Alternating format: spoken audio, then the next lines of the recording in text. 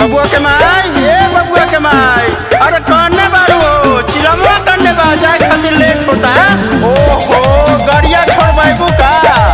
अरे बात जी कहला त चिल्लात बानी अपने नुपी के हेने होने रख देता नी धरी है अपन चिलम आ सुनी हमारे को बात भुलाए मत ध्यान से ले आए। का बात बा जल्दी जल्दी बोलो। हाँ तो सुन ले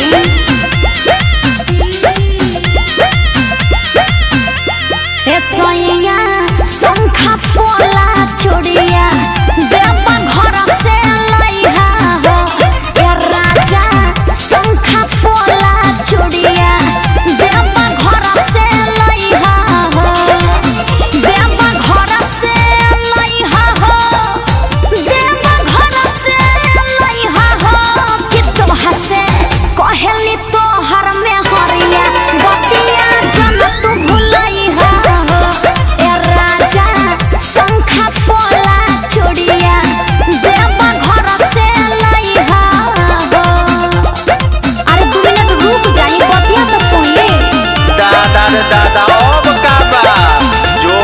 व्हाट्सएप पर लिख के भेजत रहिए हम सब व्हाट्सएप पर देखित रहो।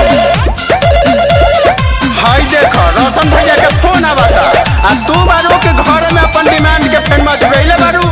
ओहो हर तब रुआ हर बारी में रही है।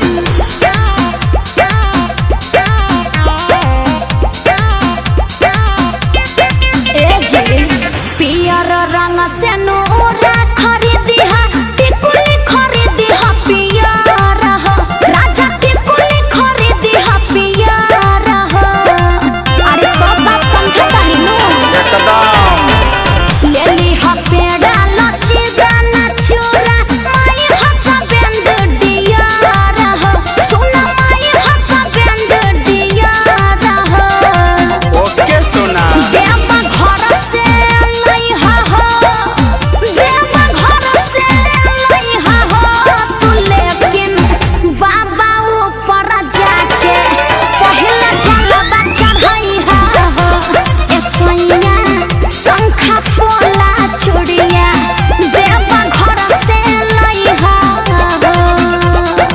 अच्छा ठीक बा हम सब समझ गईनी अब हमरा जाए दो। हाँ तो एगो और बात सुन ली जाता नहीं तो तनी बढ़िया से जाए देखते बानी कि दिन जमाना ठीक नहीं खे तनी ध्यान से जाए अपन ख्याल रखब आ जौन जौन कहनी है सब लेके आई।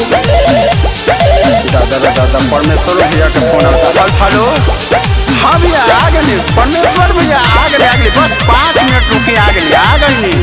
अरे बाप रे एगो चीज तो भूलिए गई रे जी सुनी ना। ओहो बबुनीला फारा कलिहा बबुआ लाठी साटा हो राजा बबुआ लाठी साटा हो ध्यान से भुलाए मत।